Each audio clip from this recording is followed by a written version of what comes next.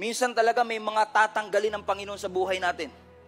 May mga kaibigan tinatanggal, may mga trabahong tinatanggal, may mga negosyong inaalis para ma-realize natin, hindi yung trabaho mo nagpapakain sa iyo, hindi yung bangko mo nagpapakain sa iyo, hindi yung talento mo nagpapakain sa iyo, hindi education or experience mo nagpapakain sa iyo. Si Lord ang iyong provider.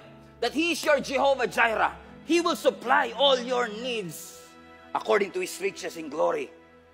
Sometimes God will intentionally cut it off, parang yung mga Israelites. For 15,000 days, mana ang nagpakain sa kanila.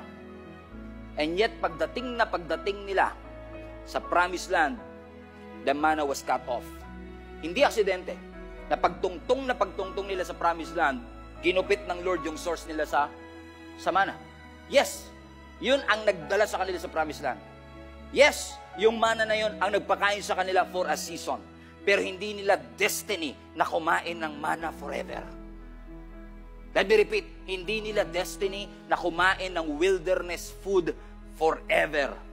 Yung mana, it ceased to prepare them for increase. Pine-prepare sila ng Panginoon.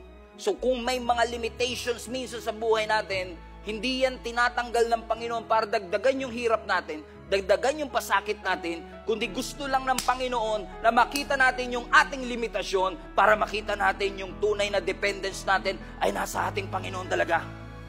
Mahirap na nga naman kasi magdasal ng give us this day our daily bread pag punong-puno yung ref mo. Pero kapag walang laman ng ref mo, ay talaga yung give us this day our daily bread will be true to you. And sometimes that limitation, inaalaw ng Panginoon for you to realize na ang Diyos pa rin ang nagpo-provide. Maybe you're saying to me, Pastor, ba't ganun?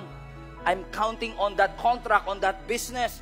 Kasi yun na mag-aahon sa amin dito sa aming financial difficulty. Nawalan ako ng kliyente, nawalan ako ng mahal sa buhay, iniwanan ako ng kaibigan ko, natanggal ako sa board ng aming kumpanya. Okay, big project was stolen from me.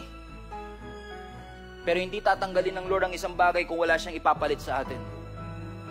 Let me repeat, God will never remove something in your life unless He has something better coming your way.